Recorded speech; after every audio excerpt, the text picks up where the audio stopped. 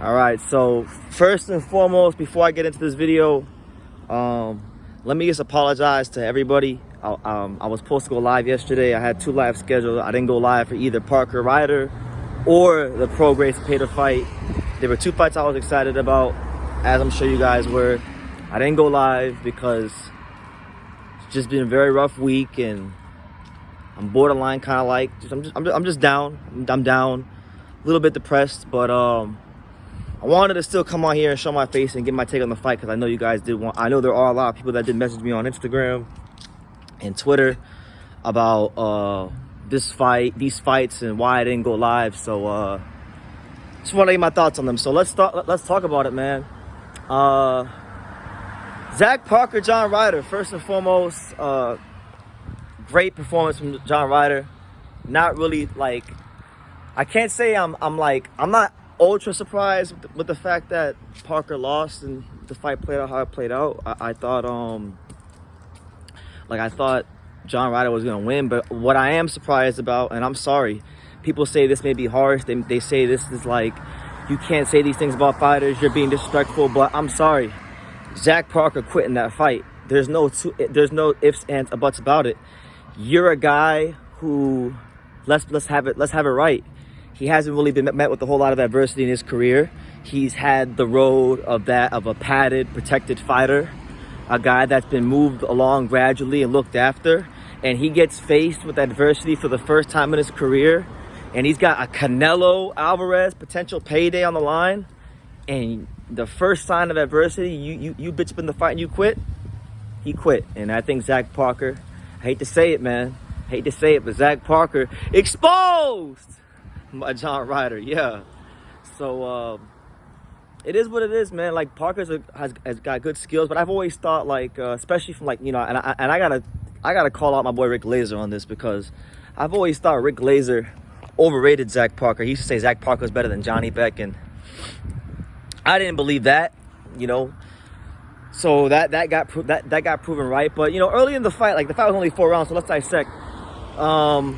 Zach Parker, for the most part, he was boxing pretty good. I thought in the first 3 rounds they completed, 3 or 4 rounds they completed, I thought he had his moments where he was boxing and moving. But you kind of saw, if you watched the fight, rounds 1 and 2, I thought he won, and I thought he was doing a good job of controlling the action and the pace in which the fight was fought, boxing really well out that orthodox and that southpaw stance. He was also doing a great job of throwing body shots to John Ryder, delivering those body shots down there to John Ryder at times. But you saw in the 3rd and 4th round, Ryder started to get that nice power jab working. You saw Ryder close the gap.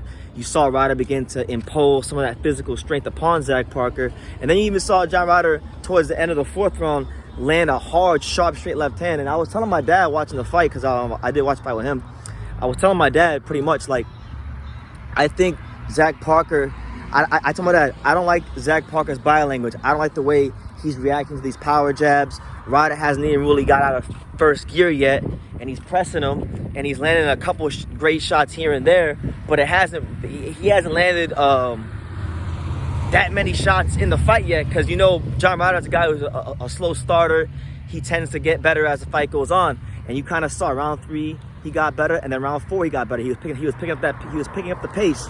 And Zach Parker, I really hated his body language in the fight. And when push came to shove, this is why you can't go by records. This is why you can't always just go with the guy who has the O, because Zach Parker was a guy who had the skills, and at times he looked the part in his career. But you always got to look at what happened to Zach Parker early in his career, when he got that egregiously horrible gift decision of all gift decisions against Darrell Williams. A decision that was so bad, Darrell Williams was so distraught, Darrell Williams retired from the sport of boxing because it was that bad. And, you know, if I'm not mistaken, I believe he had a hurt hand or a broken hand in that fight, and he found a way to persevere. So why couldn't he find a way to persevere in this fight? It's because he had a guy named John Ryder, who he knew was a seasoned fighter, a guy that he was in there with him, so he felt the pressure, he felt them punches. He was asked those questions of John Ryder, and he didn't have the answers to him. And he looked for the easy way out. He took the easy way out, and people who can't be real with him, like the people from Queensberry Promotions and maybe some of his fans, they may say, like, oh, well, Zach Parker he was hurt. He can live the fight another day. He can come back strong. Yeah, he can come back, but he ain't come back as no world level fighter. He's a European.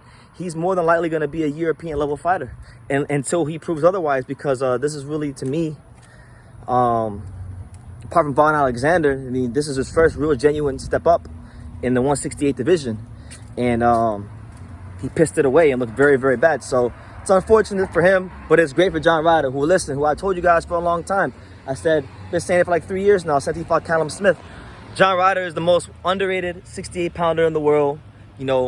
You got guys in boxing, especially in this weight class, who have not had the tough road like John Ryder had, who, get credit for not even doing 33% of what John Ryder's done in boxing, and having the performances he's had. This guy's been putting in work. Beat Daniel Jacobs this year, and I didn't think that fight was controversial. I thought he beat him legitimately. Zach Parker was supposed to be the flavor of the month in boxing. Took the fight as the B-side on the Queensberry promotion. Beat him up so badly, we didn't even get a fight because Jack Parker didn't have the minerals, as the Brits would say. He didn't have the minerals to deal with John Ryder. So he quit, and shout out to John Ryder, who, he's always been a lot better than that record would indicate. Fought Billy Joe Saunders in a close fight for the British title at 160. Also, when he fought Callum Smith, we all know he should have been champion. So he's in line for the Canelo fight. He's the interim champion now for the WBO. And I think it's a great fight. I've always thought it'd be a great fight. A lot of people are going to say, oh, well, Canelo's cherry picking and whatnot. But nah, this to me is one of the best 68-pounders in the world. And I've been saying that for a long time. You look at John Ryder, what he brings to the table, the physical strength he has, the underrated boxing ability, the subtle defense, the gas tank, the stamina, the chin, the durability. He's not, he's no easy out for anybody in the super middleweight division, and he's proven it time and time again this year and in fights in the past. So good for him, and it couldn't have happened to a better guy in the Gorilla, John Ryder. So yeah, shout out to him. Now, going towards the Prograis fight, right? It was Zepeda Prograis. First of all, great fight. Credit to both of them for taking the fight. Regis Prograis, for like the last 3 years since he lost the title to Josh Taylor, we haven't seen or heard a lot of him. Guys haven't been eager to fight him because he didn't have a belt. And he proved his quality. A lot of people say, well, Regis Prograis hasn't really fought many people. His resume is kind of thin because he hasn't been able to get the fights. But Regis Prograis proved me right. I knew that Regis Prograis was one of the best 140-pounders in the world. And not just that. I hate to say it, but it's the truth. Regis Prograis is one of the only American fighters in boxing that I can't say anything bad about. Like, it's hard for me to conjure up one bad thing to say about Regis Prograis because he's a likable fighter. He's a fun fighter to watch. He's a great technical fighter.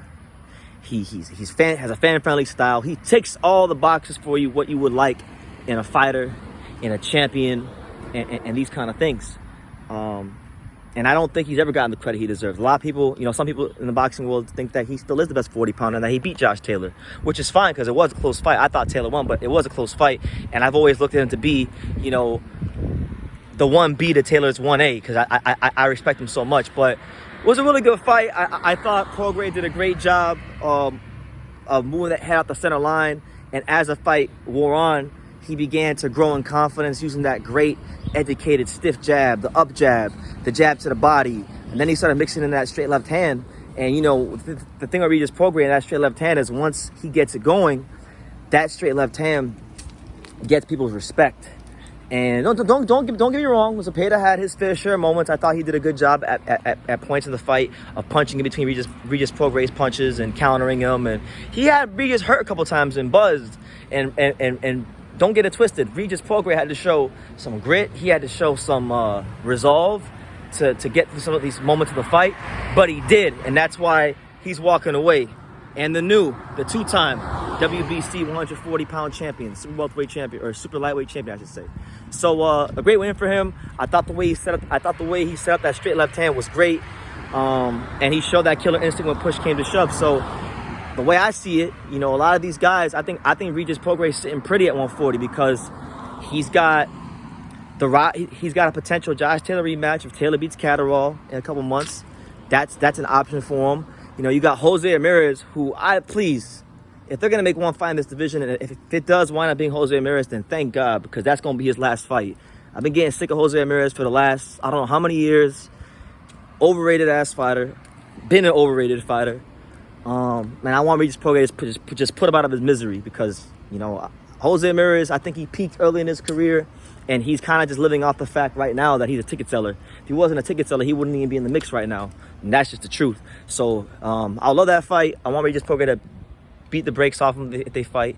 But if not that fight, you know, you got obviously the Taylor rematch. You got Teofimo Lopez was in the division, and a lot of people are just saying Teofimo will do this and Teofimo will do that to Regis. Listen, Regis Prograis is no joke, people. Regis Prograis, this ain't them hype jobs you guys like to talk about. This is a real killer. This ain't one of them hype job technical fighters you guys talk about. Like, you know, I won't name no names, but you know, those fighters that get a lot of hype in boxing, that like to hold and clinch, and then you guys come out here and you say, oh, well, you guys just don't know boxing. Nah, man. Regis Prograis, he can box, but he don't need to bend the rules to hurt you and get you the fuck up out of there. So just a really great fighter, man. I hope he gets opportunities. If the divas from 35, like, you know, Tank, you know the names, I don't gotta say them, Tank, Ryan, whoever, the guys that don't fight each other at 135, if they want to come up to 40 and want to fight Regis Prograis, we'll see what happens. You know, he's got a belt now, so now he's got some leverage at the negotiating table, and maybe one of these divas will want to fight him. But man, just a great performance. I'm happy for him, because you get fighters in boxing, right? Fighters all have their own road to a title and to their own personal successes, right? A guy like John Ryder and a guy like Regis Prograis, these are fighters that, in my estimation, in my humble perspective, I truly believe that these guys have to always do about 3 times more just to get what, like, the next man would get. Like, because they're not really set up for success. They have to really make an impression.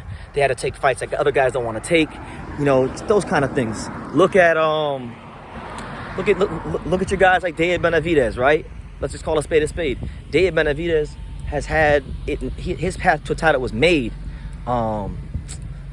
And he still hasn't really fought anybody. He's fighting Caleb Plant, so credit to him now. But like up until just now, he hasn't really been fighting anybody too great. Even guys I like I'm gonna call a spade a spade. Like actually no, we won't go there. We won't go there. That'll be for another video. But like, there's just fighters in boxing that they're good fighters, obviously talented, but their road to the title, it's a lot easier. The road to success is a lot easier.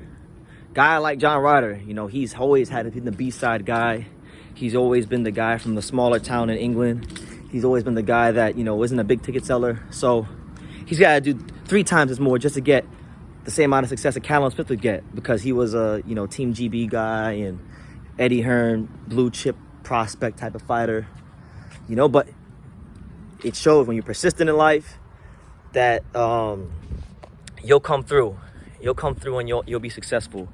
So Ryder showed his resolve and his toughness. Regis Prograis showed his resolve and his toughness. And they've been rewarded for it. You know, Ryder's probably going to get a good payday with Canelo, and he'll get a chance to etch his name in history. You know, people are going to write him off, and that's okay, because, you know, people always write him off. So it won't be any different for John Ryder. Nobody ever says John Ryder's going to, you know, win the fight. Even with this fight with Parker. Like, who the fuck was Zach Parker? Who was Zach Parker? Who the hell ever was Zach Parker? And they made him the underdog this week. So, you know, he's never the favorite. It won't be any different with Canelo. I think it's a good fight. I think it's actually going to be one of Canelo's tougher fights at 168. And I'm looking forward to it, you know. Honestly, if that's Canelo's next fight, I'm looking very forward to that fight. As far as Prograis, you know, again, he's going to get the big fights, hopefully. And, you know, just, it's very motivating for me, because as I started this video out by saying, I'm kind of just down about life right now. Just in general, I'm just down about life.